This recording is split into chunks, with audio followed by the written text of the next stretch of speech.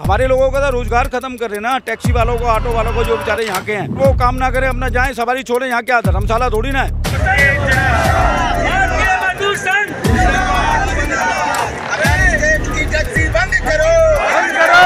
हमारे जो 10 रुपए तो 6 रुपए चलते हैं, 6.5 रुपए चलते हैं। एक बैग भी ले जा रहे हैं अपने साथ में, जो बैग ले जाना अलाउड नहीं है मोटरसाइकिल पे। ओला उबर जो है उन लोगों ने इतना कम वो कर रखा है, अनलीगल काम करा हुआ है कि ऑटो ड्राइवर भाई नहीं समझते कि हम क्या करना चाहिए।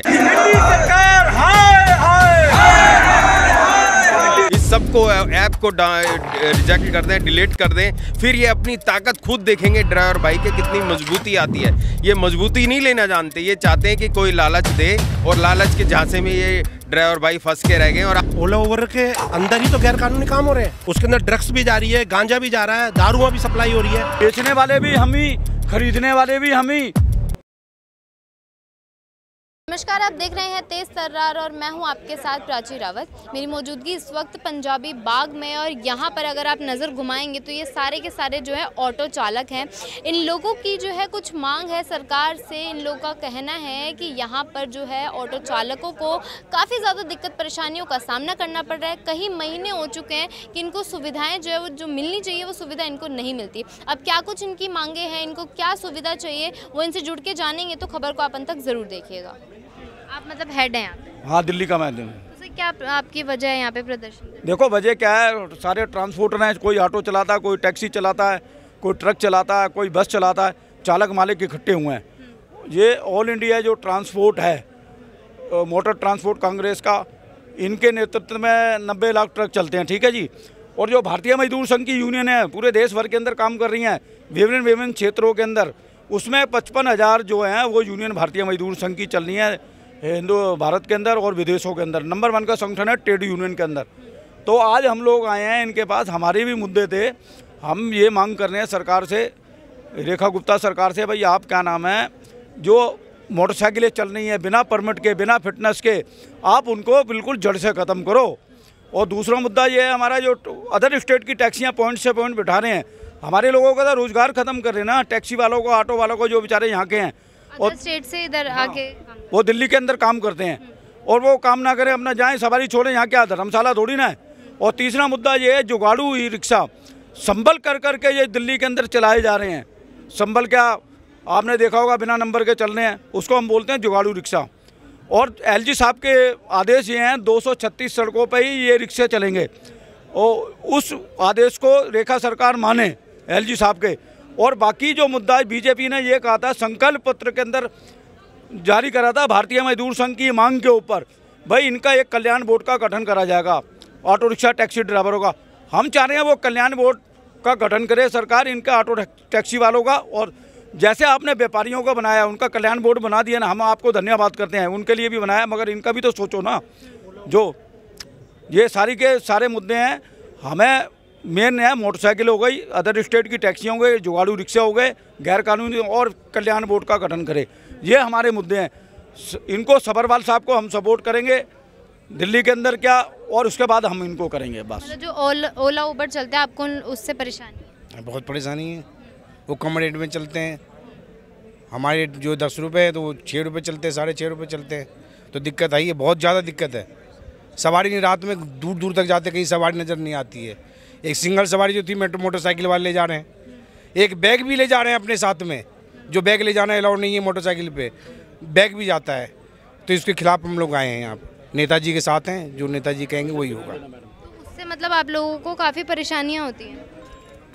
जी, मैं यही कहना चाहूँगा, हम लोगों का एक स्टैंड होता है, स्टैंड पे हम लोग सवारियों को टैकल करते हैं, चाहे वो जेंट्स हो, लेडीज़ हो या बच्चे हो, हम आदर सम्मान के साथ सब सवारियों को हैंडल करते हैं। और ऊपर से बाइक वाले भी आ जाते हैं वहाँ पे, और बाइक वाले क्या करते हैं, और सिंगल अगर लेडीज़ होती है तो वो भी अगर बाइक पे जा रही है, तो लोगों की नज़रों में क्या होता है, एक ऑटो कमर्शियल गाड़ी होती है, उसमें सब कुछ बैठना एक जायज़, एक सिस्टम होता है कि गली के अंदर, अपने घर के अंदर, और एक अगर लेडीज़ अगर उस बाइक में जाए, वो अपने घर के आगे उतरे, तो लोग देखने वाले क्या सोचते हैं, इस चीज़ का आप खुद जायज़ा लगा सकते हैं।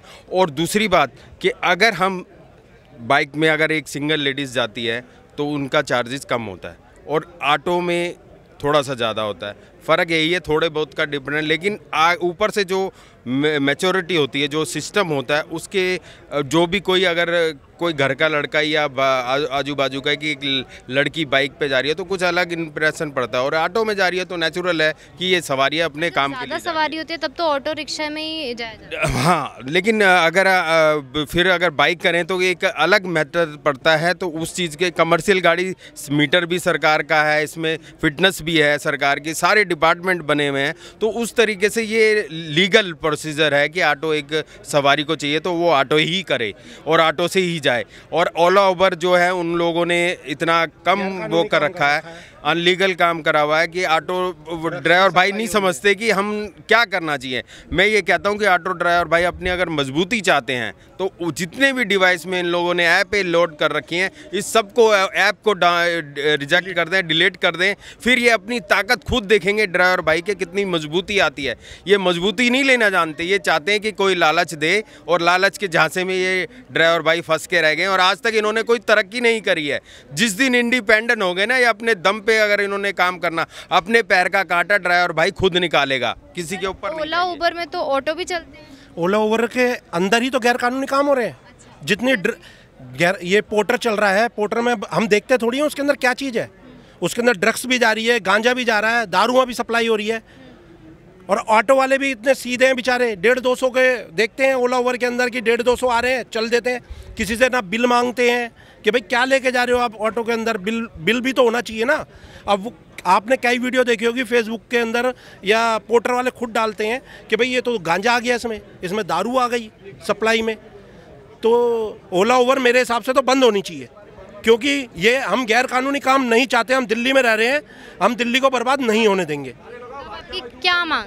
हमारी मांग ये है कि ओला उबर बंद हो, और दूसरा नंबर ऑटो चालकों को अपना हक मिले।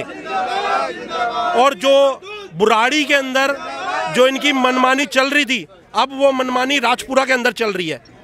राजपुरा के अंदर एलजीओ साहब बिल्कुल हमारी सुनवाई नहीं कर रहे, रेखा गुप्ता जी बिल्कुल नहीं सुनवाई कर रही। अभी क्या मतलब बनता है, ऑटो वालों की गाड़ियां पास नहीं कर रहे, 15-15 दिन 20-20 दिन ऑटो वाले पेनल्टियां भर रहे हैं। हमारा पैसा मेहनत का नहीं है। और ऊपर से इन्होंने चलो 10 साल इन्होंने गाड़ी कर दी, हमें मंजूर है, कोई दिक्कत नहीं है 10 साल के अंदर। लेकिन वो जो डीलरों से हमारा पैसा चल रहा है, ब्याज जो हम भर रहे हैं, उसको भी तो माफ़ किया जाए ना। उसको क्यों नहीं माफ़ किया जा रहा? मेन दिक्कत यहाँ है कि ऑटो वाले बेचारे बहुत सीधे हैं, राजपुरा जाकर के लाइनों में लग जाते हैं, उनके बाद में भी वो कह देते हैं कि 10 जनों के बाद पर्ची नहीं लेंगे। क्यों नहीं लेंगे भाई? कब से अभी ऐसी दिक्कत परेशानियों का सामना? ये कम से कम 2 महीने हो गए, 2-2.5 महीने से हमारे को परेशान करा जा रहा है। रेखा गुप्ता जी इधर उधर के उद्घाटन करने जा रही हैं, लेकिन कभी ऑटो वाले के बारे में तो सोचे? साल हो गए देश आज़ाद हुए, लेकिन ऑटो और टैक्सी वालों के लिए कोई स्पेशल स्टैंड नहीं मिला है, ना ही कोई ईएसआई हॉस्पिटल मिला है ईएसआई के थ्रू का। कि हम ये चाहते हैं कि हर ऑटो वालों को एक स्टैंड मिले, एक उनको व्यवस्था मिले अपने मोबाइल चार्ज करने के लिए और अपने खाना खाने के लिए। अगर ऑटो वाला कहीं बाहर रोड पे खाना वाना खाने लग गया, कुछ करने लग गया, तो उसका चालान हो जाता है। और अब इस बारे में हमारे राय देने के लिए हमारे मुस्तफ़ा जी यहीं हैं, वो इस बारे में कोई 2-4 बातें अपनी रखेंगे, और मैं चाहता हूँ कि आप मुस्तफ़ा जी से थोड़ी बातें सुनें। धन्यवाद। ठीक है सर, क्या नाम है? मेरा नाम मोहम्मद मुस्तफ़ा है, मैं ऑटो परिवार संस्था का जनरल सेक्रेटरी हूँ, और ये हमारे साथी हैं। पेशे से एक ऑटो रिक्शा चालक हूँ। मैं विशेष रूप से यहाँ पर आया हूँ और मैं धन्यवाद देता हूँ कि हमारी पूरी जितनी भी ट्रांसपोर्ट से जुड़ी व्हीकल्स हैं, सभी लोगों ने मिल कर के आज ये मीटिंग रखी है और इसमें कुछ ये फैसला लेंगे, क्योंकि समय समय पर अलग अलग प्रकार के नियम बनाए जा रहे हैं जो सभी वाहनों को उनके लिए लागू करते हैं और उनको दिक्कतें देती हैं। तो इसी प्रकार से अभी ट्रक वालों ने कहा है, इसी प्रकार से टैक्सी वाले, दिल्ली के ऑटो रिक्शा चालक, अभी जैसा आपने पूछा, समस्या बड़ी गंभीर होती जा रही है दिन प्रतिदिन। ऐप एग्रीगेटर के तहत में जो आपने पूछा, हमारे भाई बता नहीं सके, मैं आप उस पर विस्तार रूप से बताना चाहता हूँ कि इस समय देखिए कि ऐप के तहत, जो ऐप एग्रीगेटर के तहत जो पैसेंजर कैरी किए जाते हैं, ले जाए जाते हैं, वो इस समय सरासर इलीगल किए जा रहे हैं। दिल्ली के अंदर में मोटर व्हीकल एक्ट के तहत में मीटर के तहत में पैसेंजर का किराया निर्धारित किया जाता है, और जो एक गज़ट नोटिफाइड होता है उसका किराया लेना कंपलसरी है एक इंटर स्टेट कॉन्ट्रैक्ट परमिट के लिए। तो इसके तहत कॉन्ट्रैक्चुअल परमिट के तहत पर भी इनका वायलेशन हो रहा है। बाइक जो कि कहीं भी लीजिमेट नहीं है, लीजिमेट नहीं है कि जब उसका रजिस्ट्रेशन ही कमर्शियल पर्पस के लिए नहीं है तो वो कैसे चलेगा। आप कहना चाहते हैं जो उबर चल रही है, रैपिडो चल रही है, ये नहीं चलनी चाहिए, इलीगल है? नहीं, ये चलनी चाहिए, लेकिन जो इनके अंदर में व्हीकल अटैच हैं वो गाड़ियां मोटर व्हीकल एक्ट के नॉर्म्स को फॉलो करने चाहिए। क्योंकि अगर एक गाड़ी कमर्शियल रजिस्ट्रेशन नहीं है तो वो कैसे चलेगी गाड़ी? जब प्राइवेट नंबर प्लेट की गाड़ियां कैसे चल सकती है? कमर्शियल रजिस्ट्रेशन के साथ में कमर्शियल इंश्योरेंस होता है जिसकी लाइबिलिटी अनलिमिटेड होती है मोटर व्हीकल एक्ट के तहत में।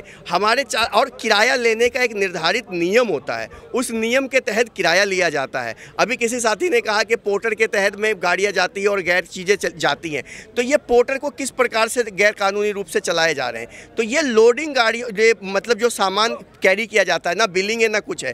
इसी प्रकार से जो ऐप आ रहा है, डिजिटल सिस्टम आ रहा है, डिजिटल सिस्टम के तहत में बहुत सी अनियमितताएं हो रही हैं जिससे हमारे चालक परेशान हो रहे हैं। सरकार से, दिल्ली सरकार जब चुनाव में थी, जब भी उन्होंने वादा किया था, हमारे राष्ट्रीय मजदूर संघ के हमारे महामंत्री जी जैसा उन्होंने बताया कि हम सरकार से पहले भी बात हुई थी, तो इस पर वो कंटिन्यू चर्चा कर रहे हैं। बहुत अच्छे व्यक्ति हैं, तो उन्होंने ये बातें बहुत अच्छे से रखी है बार बार भी, लेकिन मिली सुविधा सरकारों से कहाँ मिले? अगर सुविधा मिली होती तो ये सारे लोग आज एक जगह जमा होते। पूरे दिल्ली एनसीआर और भारत के बड़े बड़े ट्रांसपोर्टर, ट्रक हो, बस हो, क्या नाम है, टैक्सी हो, ऑटो हो, सभी लोग यहाँ पर मंच है। सभी पीड़ित हैं, जभी तो आए हैं। आप अपनी मीडिया के माध्यम से खुद इस बात को देख सकते हैं कि कितने लोग हैं पीड़ित हैं, जभी तो आए हैं। कि पीड़ा कहाँ से आ रही है? सब कुछ का कॉर्पोरेटाइजेशन कर देना, सब चीज़ को बिल्कुल मार्केटाइज कर देना, जो नियम है उसको तोड़ देना, मरोड़ देना, इस प्रकार से चल रहा है, जो कि दिल्ली के अंदर में अब नहीं चलेगी। सरकारों से मांग है, जो भी सरकार जिसके अंडर में भी आती है, कुछ सेंट्रल गवर्नमेंट का है, आप मुझे बताइए, हमारे चालकों को मूर्ख बनाया जाता है। दिल्ली स्टेट गवर्नमेंट ने आज तक एक नोटिफिकेशन जारी करके ये नहीं कहा कि जितने भी ऐप एग्रीगेटर कंपनियां हैं वो नॉन कमर्शियल रजिस्ट्रेशन प्लेट की जो गाड़ियां हैं उनको अटैच नहीं करेंगे। अगर वो अटैच करते पाए गए तो उनके ऊपर जुर्माना लगेगा। कोई भी साथी कहे, आज तक दिल्ली सरकार ने ये स्टेटमेंट नहीं दिया, पिछली सरकार ने भी नहीं दिया, मौजूदा सरकार भी नहीं दे रही है, एलजी साहब जो इसको गवर्न कर रहे हैं वो भी नहीं दे पा रहे हैं। सबसे पहला नोटिफिकेशन सरकार से भी नहीं मिला। पिछली सरकार से मिली होती तो सरकार ही क्यों चेंज होती? सरकार चेंज करने का सबसे बड़ा मुद्दा ये था कि नहीं था हल। तो जब ये चीज़ है कि सरकार सबसे पहले जो ऐप में अटैचमेंट है इलीगल व्हीकल, सबसे पहले उनको नोटिफिकेशन के जरिए उनको कहा जाए कि सबसे पहले आप इन्हें हटाएं। जो प्राइवेट नंबर प्लेट की गाड़ियां हैं, जो इलेक्ट्रिक व्हीकल आते हैं, इलेक्ट्रिक व्हीकल का कमर्शियल रजिस्ट्रेशन कराया जाए। ये सारी चीज़ें लानी है और इसीलिए सारी यूनियंस आई हैं। मैं सभी का धन्यवाद करता हूं। लगभग हमारे सारे चालक यहाँ पर आए हैं, सभी का आने के लिए भी धन्यवाद। और आगे की मांग के लिए सभी लोग एकजुट हैं, सरकार से मांगे कर रहे हैं और मीडिया के माध्यम से भी ये है कि आप लोग भी इनको आगे तक पहुँचाएँ। ये बहुत पीड़ित हैं। इस समय सारे लोग बेरोजगारी के कगार पर खड़े पड़े हैं। सारे लोग इस तरीके से बेरोजगार हो रहे हैं और सरकार की गलत नीतियों की वजह से। आज सरकार ऐप एग्रीगेटर कंपनियों को मॉनिटर करना शुरू कर दे, उनके अंदर जो इलीगल गाड़ियां अटैच हैं उनको बंद कर दे, जो बिना कमर्शियल रजिस्ट्रेशन के अटैचमेंट कर रही है ये गाड़ियां, इन सबको डी अटैच करे। इनको सरकार को नोटिफिकेशन देना चाहिए। सिर्फ ये मुँह से कह रहे हैं कि हम बंद कर रहे हैं, कहीं कागजों में नहीं कर रहे। सबसे पहले सरकार उसके ऊपर बैन लगाए कि आप नहीं कर सकते। उसके बाद फिर कोर्ट ने जो कहा, कोर्ट में भी मिसगाइडेंस हुई। उस बात के लिए भी अब सभी लोग चालक हैं जो कोर्ट जाने की फिराक में। आप मेरे को एक चीज़ बताइए, जो आम जनता है, आम जनता भी तो रैपिडो और उबर ही तो चुनती है। रैपिडो और ऊपर का एक सर्विस दिया जाता है। अच्छा, मुझे ये बताइए कि भारत में ऑटो रिक्शा का इतिहास तकरीबन 60 साल का होगा और ये 8-9 साल से जो है ये ऐप सिस्टम चल रहा है। इससे पहले चालकों को क्या गाड़ियाँ, पैसेंजर्स को व्हीकल नहीं मिलते थे, उनको भी मिलती थी ना गाड़ियाँ, तो उससे पहले भी वो सर्विसेज थी। और हमारे अध्यक्ष महोदय को पता है इस चीज़ का कि वहाँ पर में हर जगह जगह स्टैंड हुआ करते थे। वो सारे स्टैंड को इन्हीं कंपनियों की वजह से बंद कराए गए हैं। जो खुद स्टेशन पे चलते हैं उनको पता है। आज बताइए, स्टेशन के ऊपर में 35 रुपये का चार्ज कर दिया गया है, जो कि एक सरासर गैर कानूनी रूप है। ऐसा मेन मुद्दे हमारे यही हैं। देखो, हम भटकना नहीं चाहते। अब क्या नाम है, ये कहते हैं क्या नाम है 10 लाख रुपए का ऑटो बिक रहा है। मैं ये कहता हूँ बेचने वाले भी तो ऑटो है ना, रिप्लेसमेंट है। 4 लाख रुपए का ऑटो बेच के आते हैं ना, वही ऑटो रिप्लेसमेंट करके कितने का पड़ता है? 3 लाख, 7 लाख रुपए का, 8 लाख रुपए का हो गया ना। ठीक है, अगर सरकार परमिट खोल देती कि नहीं, इनको 2,75,000 में मिल जाएगा, बात खत्म। बेचने वाले भी हम ही, खरीदने वाले भी हम ही, तो ये तो इसका तौबकी नहीं होता। सरकार को चाहिए भाई परमिट खुलवा दे, लोगों को कंट्रोल रेट में गाड़ियाँ मिल जाएंगी। देख सकते हैं कि मेरे साथ इस वक्त यहाँ पे ऑटो चालक जो है वो यहाँ पर मौजूद थे। पंजाबी बाग में जो है इस वक्त मेरी मौजूदगी, और किस तरीके से जो ये लोग हैं इनका ये कहना है कि जो रैपिडो आजकल चल रही है, ऊबर चल रही है, इसको जो है वो बंद किया जाए। सरकार की तरफ से जो इनको जो सुविधा नहीं मिली ऑटो चालकों को वो जो है उनको दी जाए, और जो ये ऊबर रैपिडो चलते हैं और जो ये बैटरी वाले रिक्शा है इनको जो है वो बंद किया जाए, क्योंकि उनकी वजह से जो है इन ऑटो चालक, आप देख सकते हैं कि यहाँ पर आपको कितने सारे जो है ऑटो चालक, यहाँ पे आपको कितने सारे ऑटो जो है वो नज़र आएंगे। कि मैं आपको एक और चीज़ बताऊं कि ये जो ऑटो हैं ग्रीन और ये येलो वाले, इनके बंद करने का भी जो है सरकार ने बोल दिया था। जैसे कि मैंने आपको पहले भी बताया कि ये जो सरकार हमारी अभी आई हुई है, इनका ये कहना था कि जो ऑटो ये चलते हैं ये बंद कर दिए जाएंगे और जो इलेक्ट्रिक चीज़ें हैं वो चलाई जाएंगी। मगर यहाँ पर जो ऑटो चालक का कहना है कि जो हरियाणा से बाइक लेकर आते हैं, गुड़गांव छोड़ देते हैं, ऐसे इन वजह से जो है इन लोगों को काफ़ी दिक्कतों का सामना करना पड़ता है। इनकी रोज़ी रोटी पर जो है काफ़ी लात यहाँ पर जो बैटरी रिक्शा है उसकी वजह से और ऊबर और रैपिडो वाले उनकी वजह से यहाँ पर मारी जा रही है। अब आपने पूरी खबर सुनी है, इस पूरी खबर को लेकर आपकी जो कुछ आए है कमेंट बॉक्स में ज़रूर बताएं। बिके लेते हैं दिल्ली से कैमरा पर्सन आशुतोष के साथ मैं प्राची। अगर आपको हमारी ये वीडियो पसंद आई हो तो इसे लाइक एंड शेयर करना बिल्कुल भी ना भूलें। इसके साथ ही हमारे चैनल तेज तरार को जरूर सब्सक्राइब करें, और हाँ, बेल आइकन को दबाना बिल्कुल भी मत भूलिएगा, जिससे दिल्ली से जुड़ी तमाम खबरों की नोटिफिकेशन सबसे पहले आप तक पहुंचे।